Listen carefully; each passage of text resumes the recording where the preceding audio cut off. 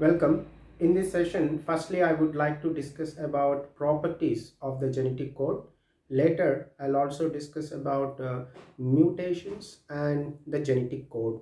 And thereafter, I'll also start discussing about the tRNA and rRNA molecules, which play a very important role in the process of translation. Now, before I begin this session, I would like to give a few questions on the genetic code. I'm going to give you a template strand. So here is a template strand, and I'll give you the sequences of this template strand. What you need to do is to find out the sequence of amino acids in the polypeptide chain. So this is template strand, right? So I'll see like sequences.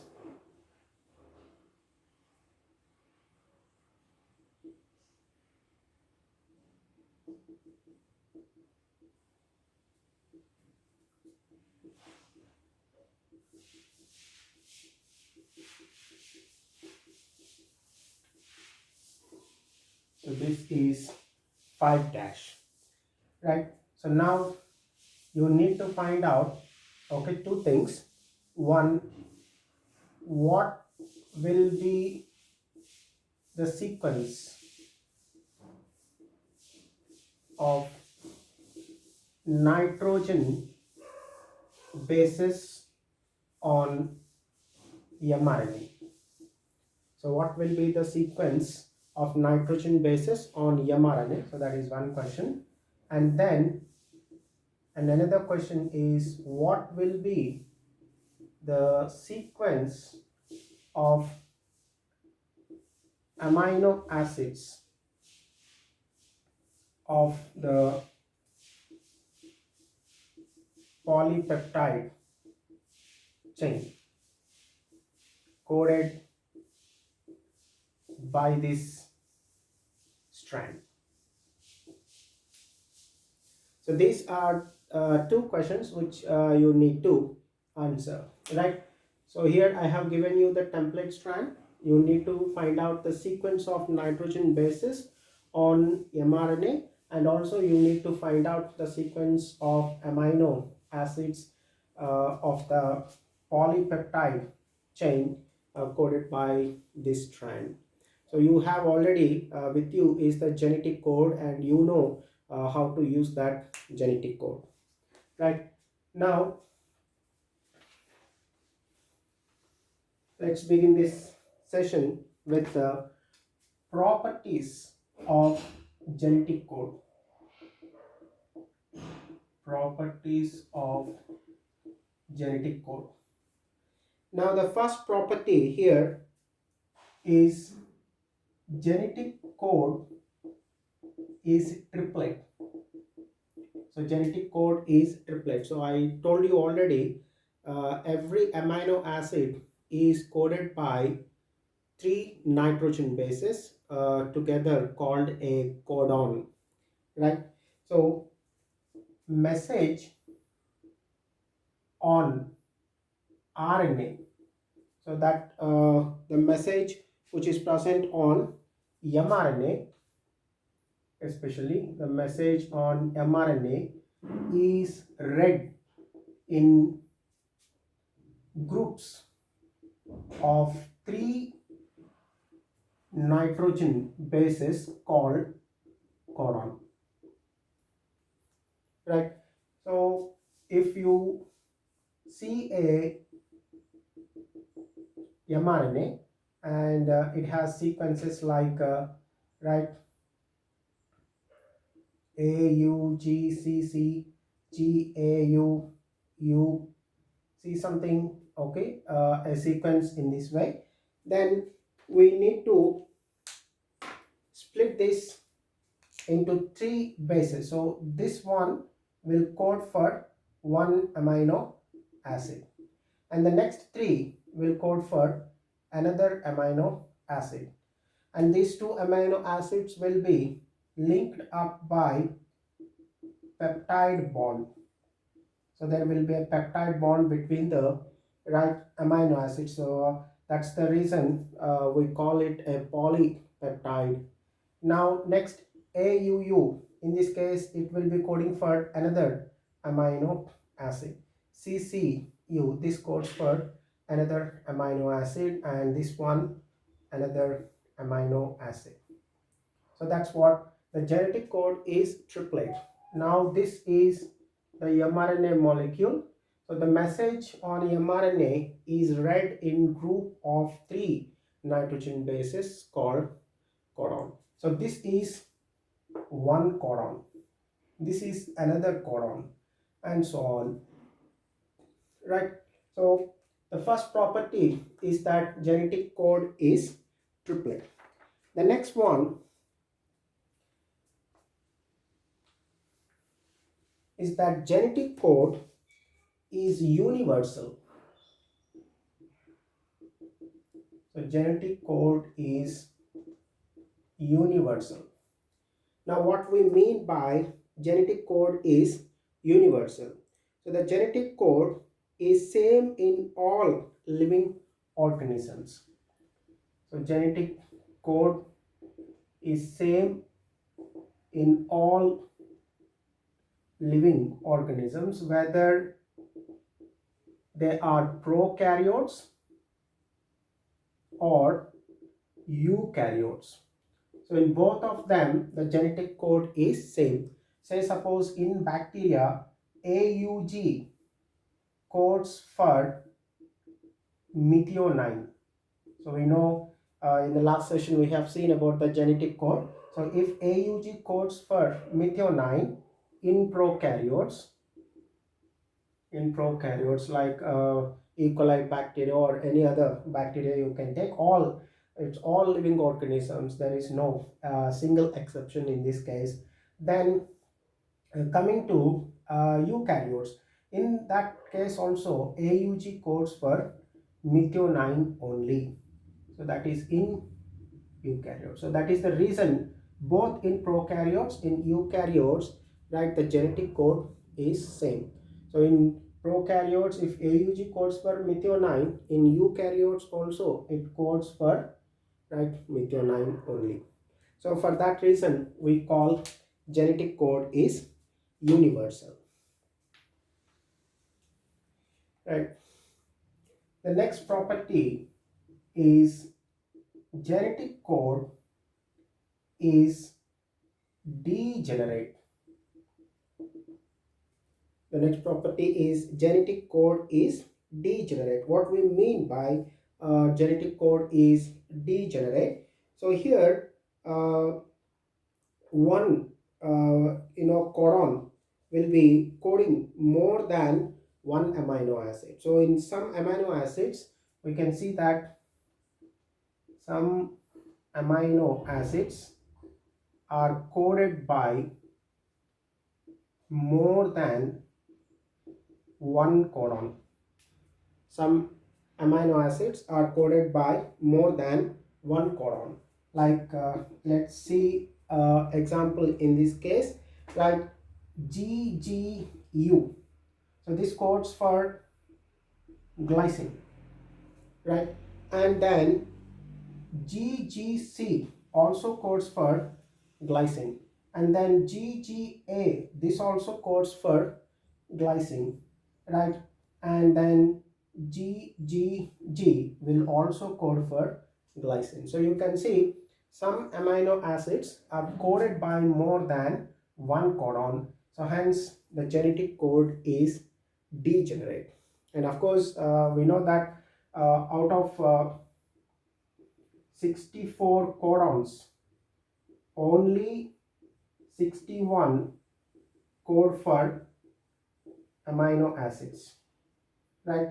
The remaining 3 are stop codons. They don't have or they don't code for any amino acid. So they are stop codons and don't code for any amino acids. So that is right, one thing. And here, as I told, genetic code is degenerate, which means some amino acids are coded by more than one codon. The next one, the genetic code is commaless. And the next one, genetic code is commaless, which means that, okay, the codon on mRNA will be read in, okay, continuous fashion. So there will be no what you say punctuations, like after some codons, say suppose AUGCCA, some sequence after that, okay, after AUG, so there is a break, then CC, another break, and say like this, there are no punctuations in the genetic code. So this will be read in a continuous fashion, right? So the mRNA on, I mean, the information on mRNA is read in continuous fashion, right? So that is without punctuations. No punctuations we see in case of genetic code. So genetic code is commaless. Then the AUG, what we see right in the genetic code. So this AUG has dual functions. So this AUG has dual functions, and the dual functions is that one, that AUG codes for an amino acid called methionine. So it codes for an amino acid called methionine. At the same time, it acts as an initiator codon.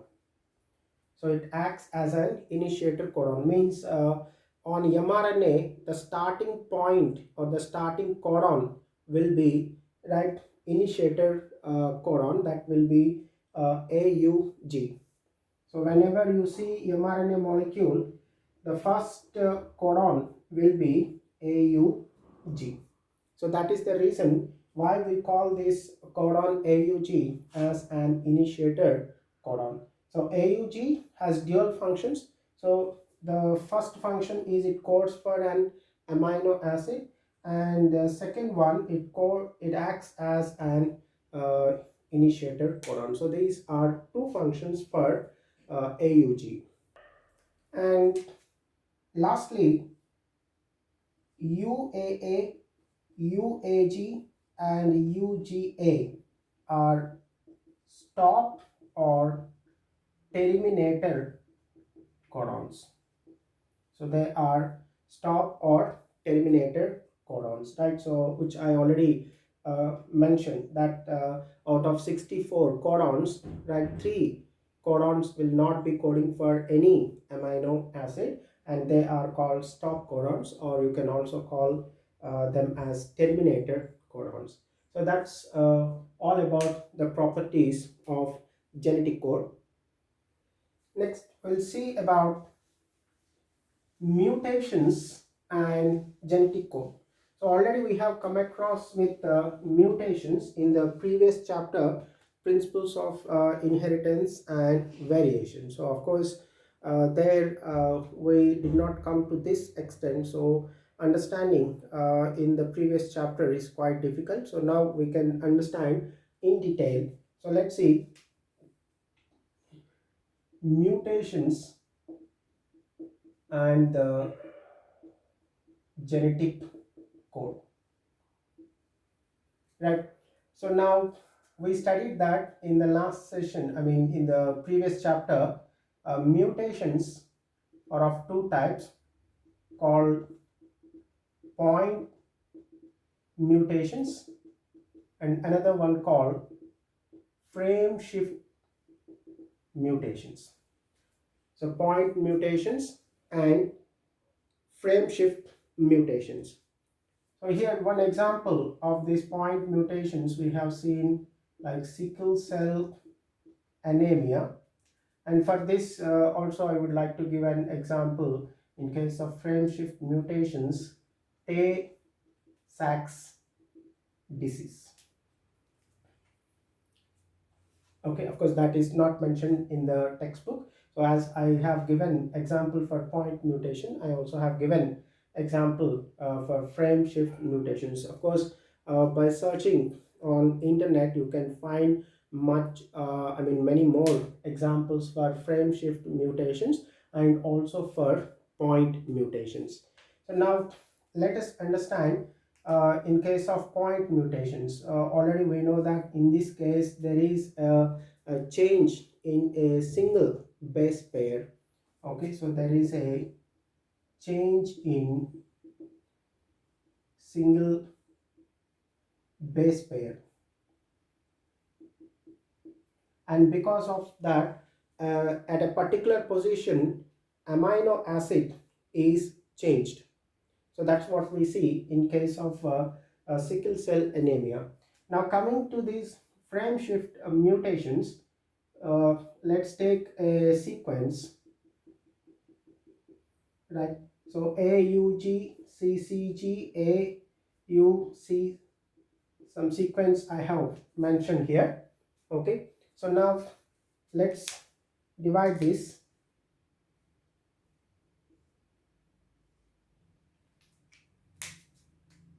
So one more we will see. Now what the sequence of amino acids for this, right? For this one, AUG, so this is mRNA, right? Say suppose, of course, whatever the mutations that take place on the DNA will be seen on mRNA also, right? Here I am directly taking the mRNA, so it indicates that already there is a mutation on the DNA. We know that mRNA has to compulsory form on the template strand of DNA molecule. Only when there is mutation on the template strand of DNA, that will be copied onto mRNA molecule, right? So now let's look at these sequences. AUG, as I told you, it will be for methionine. So that's first amino acid. And the next one, the CCG, it codes for amino acid called proline. And then AUC, this one codes for, okay, isoleucine amino acid. And then in this case, it codes for amino acid called histidine, and this one codes for amino acid arginine, right? So these are sequences of, right, or say sequence of amino acids in polypeptide, right? So now say suppose if there is a mutation, so here already I'm mentioning DNA, right, and this process is called DNA to mRNA. That's a process called transcription, right? And if there is a mutation in the DNA, that will be also seen on mRNA, right? Say suppose we know that these mutations are actually caused due to additions or deletion of one or more base pairs. So caused due to addition or deletion of one or more base pairs. Now say suppose, right, if this C is deleted, so it is deleted, then you can see the sequence will be having AUG, the next will be CGAUC,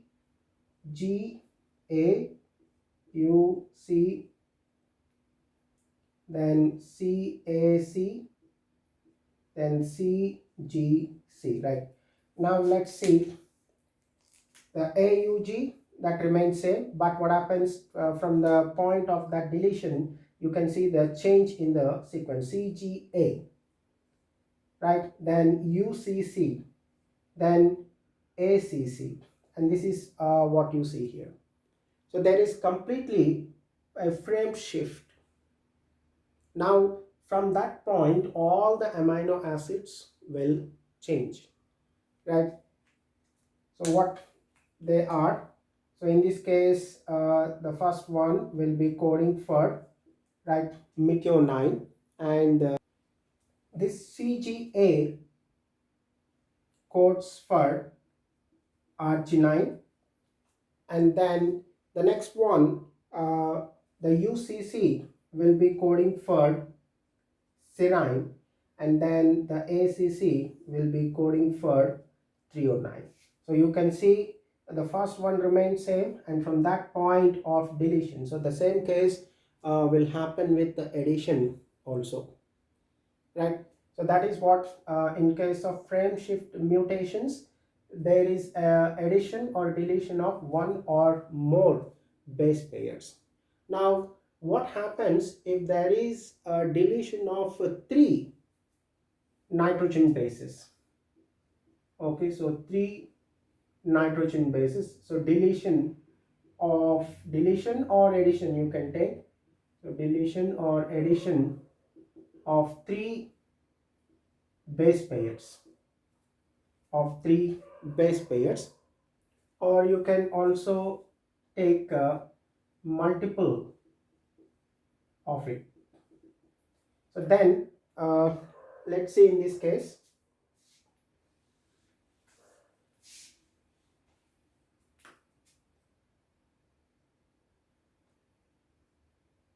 right, same see I have mentioned here, so same sequence I'm going to write down here, but AUG,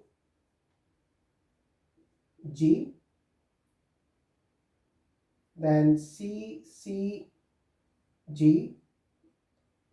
AUC, then CAC, and CGC, right? So now when we see a sequence something like this, and say suppose there are three base pairs added, okay, say suppose right at this point,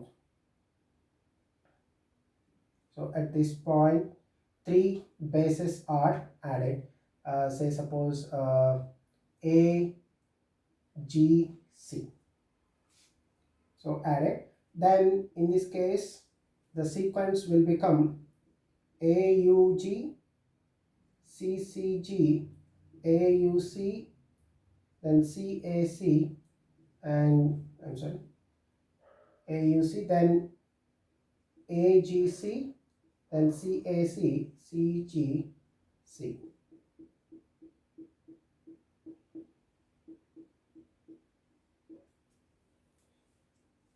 Right, so now you can see here, I'm going to divide all these.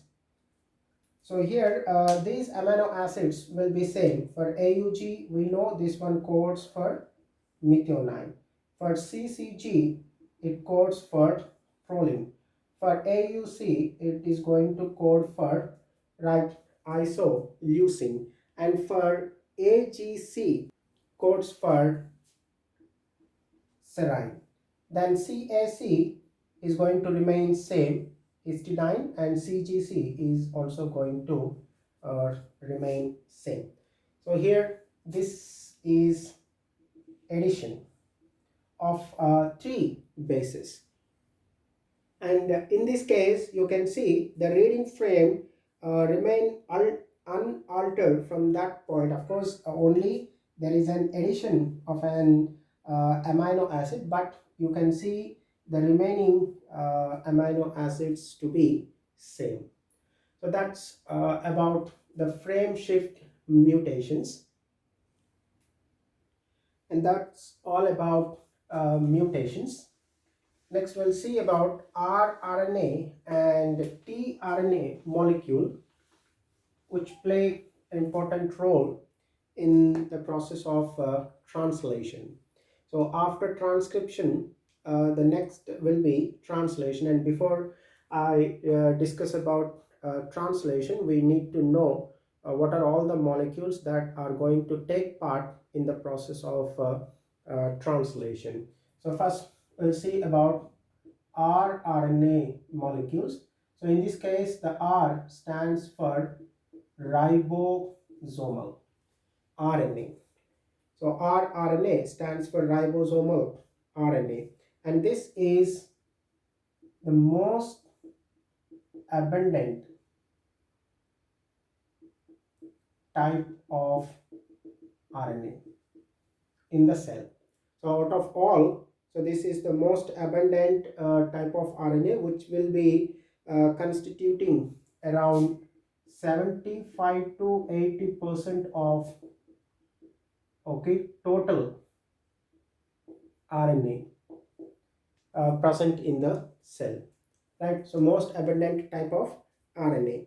And the ribosomes, uh, the structural component of these ribosomes, so are rRNA molecules. So I say that rRNA molecules form structural component. They form structural component of ribosomes. They form structural component of ribosomes, right? And each ribosome, so it's going to consist of 60% of rRNA plus 40% of proteins. So it's going to have more quantity of rRNA and 40% of proteins, and this 40% of proteins will be having 80 different proteins can be found in the ribosomes, right? And we know the ribosomes are the sites for protein synthesis. So a ribosome is a site for protein synthesis, right? Now let's look at about these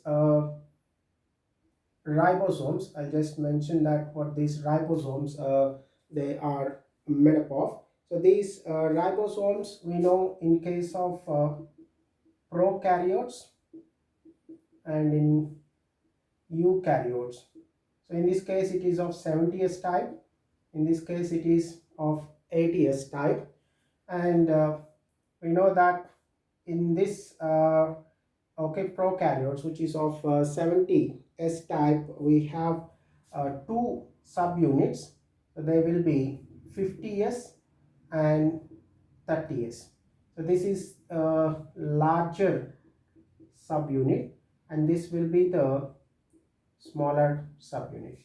And in case of eukaryotes, we see 60 yes and 40 yes. So this is larger subunit, and this is smaller subunit. So later when I discuss the process of translation, once again we'll see the structure of these ribosomes.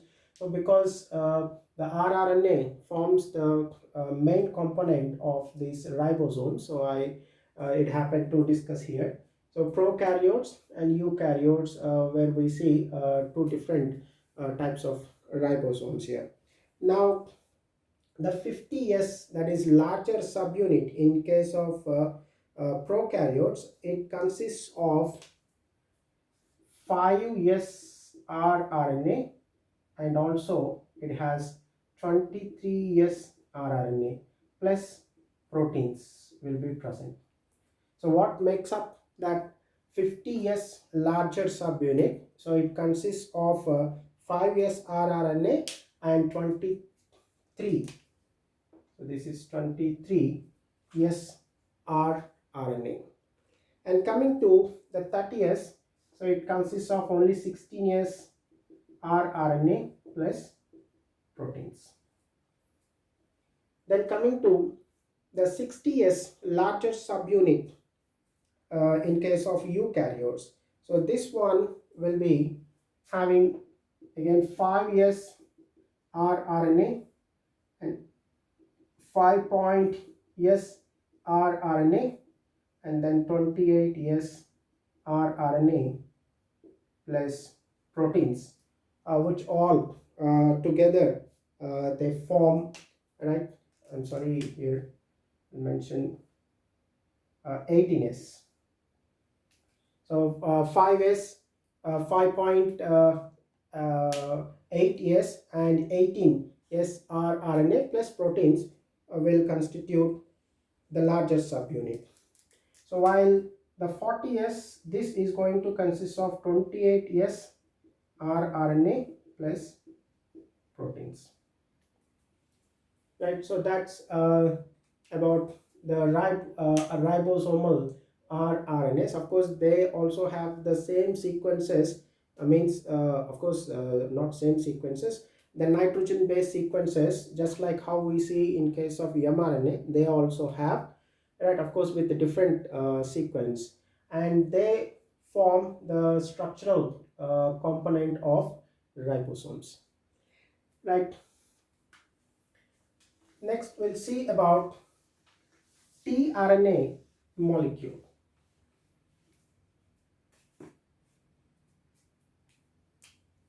So the next one is tRNA molecule, where the T stands for transfer, right? So this tRNA molecule, it acts as adapter molecule.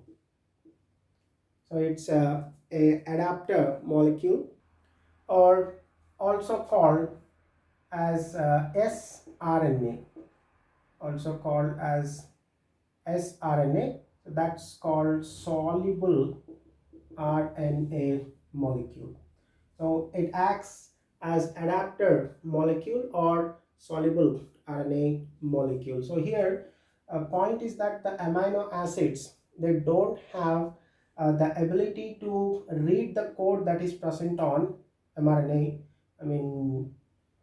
So here let's see, uh, this is the mRNA molecule in the cytoplasm, and you can see some sequences on it, and here the pool of amino acids.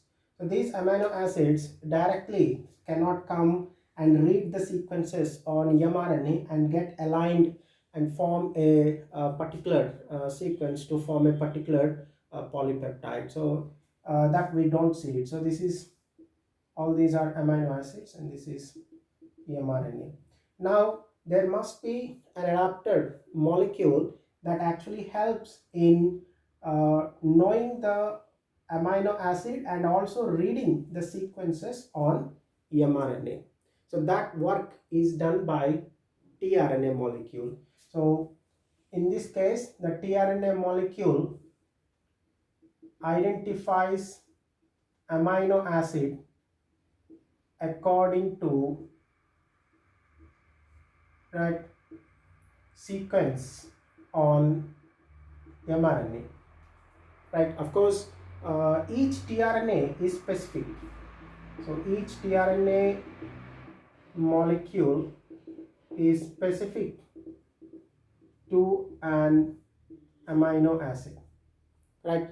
So a particular, say suppose a particular tRNA molecule has codon, and basing on actually anticodon, so basing on that one, it will be having amino acid binding to it. So we'll see that shortly. Of course, it all depends on codon only, not by knowing the anticodon. Let's see the structure, then we'll understand about this transfer or tRNA molecule. So this tRNA molecule will be having 4 arms,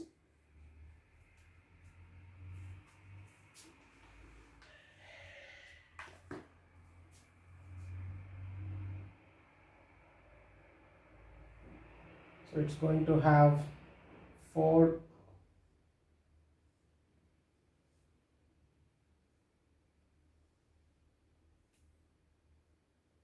it's in something like this.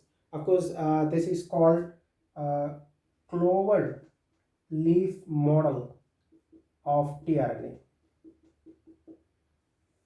So the actual shape of the tRNA, you can Google it, right? So tRNA molecule, the actual shape of the tRNA molecule. So you will get a lot of images that how it looks. But for easy understanding, okay, that is given in this form, right? And it is called clover leaf model of tRNA. And so here, whatever that RNA molecules, we know they are all single stranded, but in this case what happened is it forms at some points double stranded condition. So you can see there will be pairing in these regions, but here there will be no pairing. There will be no pairing. Okay, and this is what actually we call stem, and this is loop, and both together we call it arm. And of course in some cases you will find a short variable arm will be present, and this side it is 5 dash, and this side it will be, okay, 3 dash, and this 3 dash is the site where amino acid binds. So I say amino acid binding site. It's called amino acid binding site. Okay, and opposite we'll see here there will be sequences of nitrogen bases that actually help in identifying the sequences on mRNA. So we know that mRNA has codons, whereas tRNA has anticodons. The tRNA has anticodons, right? Uh, let's see. Say suppose in this case we have is UAC. So this is the anticodon. It's called anticodon. Okay, and this anticodon will match with the codon on the mRNA molecule. The mRNA molecule, and we know here for U it is A, right? For A it is U, and here G, right? And now the type of amino acid carried by this tRNA molecule will depend on the codon. So this is the codon, not on anticodon. So the amino acid carried by this tRNA molecule will be methionine. So MET, that stands for methionine. So this tRNA molecule is going to carry methionine always, right? So as I told, each tRNA molecule is specific in carrying, okay, amino acids. So if a tRNA molecule has anticodon UAC, which has pairing with codon AUG, then this one tRNA will be carrying methionine, right? So here I have given like this. Now I'll change these sequences like CCU. Now you find out the codon for this, and basing on the codon what type of amino acid will be carried by the tRNA, that you have to tell it. So note it down, this first CCU, okay, then UUU, then AAA, right? So you have to keep in mind that the amino acid carried by the tRNA molecule doesn't depend on anticodon. It depends on codon on mRNA, right? So as this will be having UAC and AUG, the pairing here. Okay, so this anticodon arm will be recognizing the codon on RNA molecule, and thereby as these tRNA molecules will read the mRNA one after the other, there will be addition of amino acids in a particular sequence, that too depending on the sequence on mRNA molecule, right? And as I said, tRNAs are specific specific for each amino acid. So the tRNAs are specific for each amino acid, and so in that case, so there will be a initiator tRNA molecule. So you can see in this case is an initiator tRNA molecule, and we know AUG is the initiator amino acid. And then there are no tRNAs for stop codons, no tRNAs for stop codons, right? And the structure, the tRNA in which it is present is the secondary structure. Okay, so the tRNA molecule to be functional, it need to be present in the secondary structure, right? And the actual tRNA molecule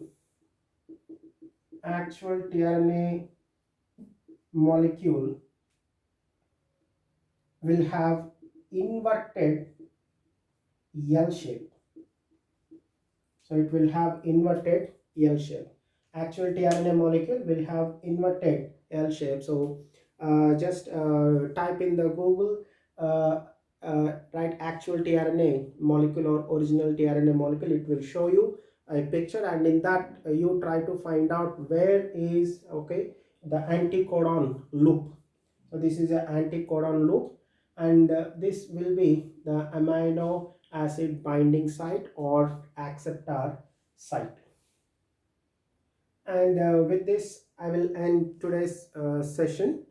In the We'll see in the next session. In the next session we'll see about the process of translation.